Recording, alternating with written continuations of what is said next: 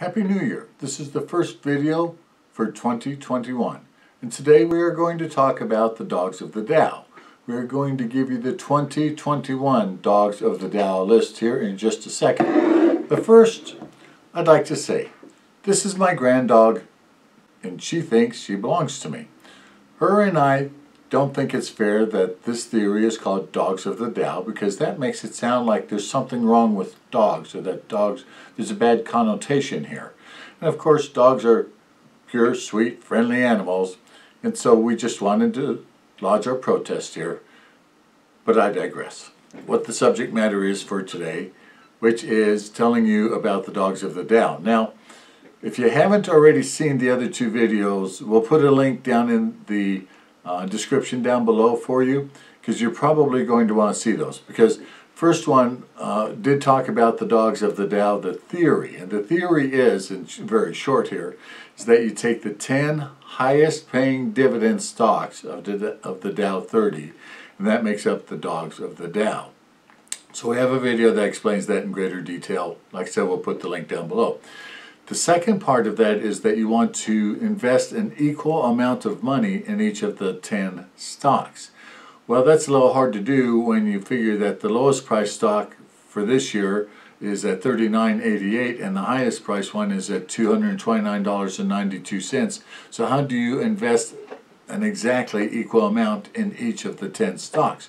Well, we covered that in another video that was called we were talking about fractional shares. So you want to check out that video too. It shows you how you could take $100 and put it in each of the 10 stocks, and you're going to get the exact same return as if you had done it with $1,000 for each stock, or $10,000. The percentage will come out the same. So without further ado, let me bring you into the screen here so that you can see the list of the dogs of the Dow for 2021. Okay, so here are your dogs of the Dow for 2021. Now, like I've told you before in the other videos, I'm getting this off of the website, but I'll show you here. I also do my own worksheet. But this website is called dogsofthedow.com. It's a really handy website because you could go look at what the dogs were for every year for the last 20 or 30 years, quite a while. So anyway, the dogs of the Dow this year, as you can see, number one is CVX, that's Chevron. Priced at $84.45, and the yield was 6.11%. That was the highest yielding. Like I said, go watch that other video because they'll explain to you why we use the highest yielding dividend. Second stock will be IBM at 5.18%. The Dow company itself, DOW, at 5.05%. Walgreens is at 4.69, Verizon is 4.27, Triple M is 3.36, Cisco is 3.22, Merck is 3.18, Amgen is 3.06, and KO is Coca-Cola at 2.99. So these will be the 10 stocks that I'm buying this year into my one fund where I do just this. It's basically building your own little index fund. It's amazing that Wall Street has not put together a fund that does this exact theory.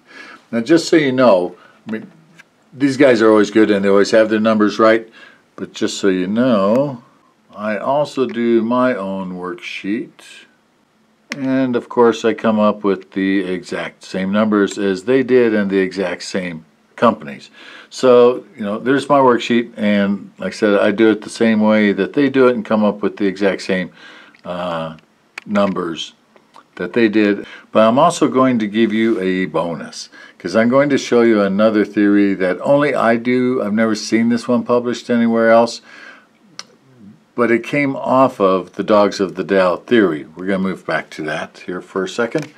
So the theory is that the companies pay about the same dividend, and so if the price goes down, the percentage goes up. So thinking about that, you figure, okay, all the companies in the Dow 30, and there's 30 of them obviously, they're there because they're good, well-established companies, and they are used to making money. They know how to make money. They've always made money, and they'll probably continue to make money, and if they don't, they get replaced. In other words, they come off of the Dow 30 and somebody else goes back into. So the second theory, and this is brand new. I'm just trying this out all by myself. I'm not telling anybody else to do it. This is the first year I'm actually going to do this, but I was thinking, okay, so since these companies know how to make money, and they've always made, not always, but they make money on the average, they know how to make money. Those who didn't make money or made very little this last year probably have a good shot at coming back and making money this next year. Therefore, those might be good investments to buy now while they're on the downside, theoretically speaking.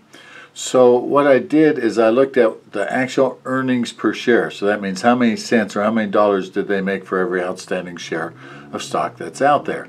Because what Dogs of the Dow doesn't cover is a couple of the companies didn't pay dividends this last year because business was so bad, and they decided it didn't make sense to go in the hole just to pay out a dividend, and so they stopped.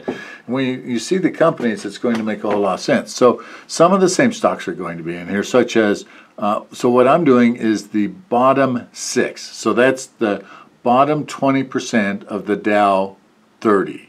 So 20% of 30 stocks, of course, is 6. So I'm taking the bottom 6 stocks on earnings per share.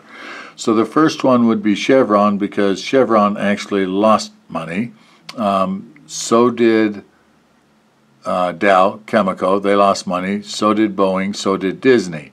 So all of those companies actually lost money this last year. And that makes sense with the pandemic and everything. Chevron, a big oil company, of course, oil and gasoline have been way down because travel is way down. Dow Chemical, I'm not quite sure why that one's down as much, although a lot of chemicals go into a lot of refinery type products. And so there's a good chance that it's also related to that. Boeing, of course, had their problems, double set of problems. One with the 757 Max, I think it was called.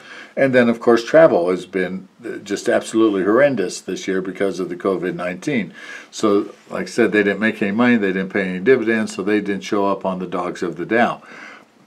If they had paid a dividend, I'm sure they would have been there. Disney, the same thing. Between their cruises and their theme parks and everything else, they did not have a great year. They didn't have a bad year, not as bad as others because they are so widely diversified, but nevertheless, they didn't have a great year, and so they are down as far as their earnings are concerned on a yearly basis. And then Verizon is the last one, I think. 1, 2, 3, 4. No, one more. Verizon and Intel. So Verizon, I don't know why that one's down, but it is. And so I'm going to throw that one in. And then, of course, Intel, I shouldn't say of course, Intel is down. AMD has been the stronger of the chip makers, but Intel's been around for a long time. What hurt Intel was that a couple of the big companies decided they're going to start making their own chips, and so that has hurt the company to a certain extent. Anyway, just like the Dogs at the Dow, I'm going to take actually just $100, buy $100 worth of each one of these 6 stocks and put it in its own little homemade ETF that I'm going to do. So there you have it. There's my 2 theories for the year. I'm going to bring you back to the Dogs of the Dow here, just so you can see it one more time. You could always pause this, of course, if you need to see this a little bit better and write these down. But these are the 10 stocks that we're going to put into the Dogs of the Dow ETF that we're building for ourselves and putting an equal amount of money in it. One last time, that's Chevron, IBM, Dow, Walgreens, Verizon, 3M, Cisco, Merck, Amgen, and Coca-Cola. So there you have it. That's the first video of the year. We hope you enjoyed it. If you have any questions, put them in the comments below.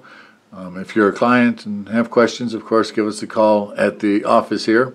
We're easy to find. You can always find all our information on the website called financiallyintact.com. Please like, subscribe, tell your friends and neighbors. This is the channel to watch when you're trying to learn something about financial matters without anybody trying to sell you anything.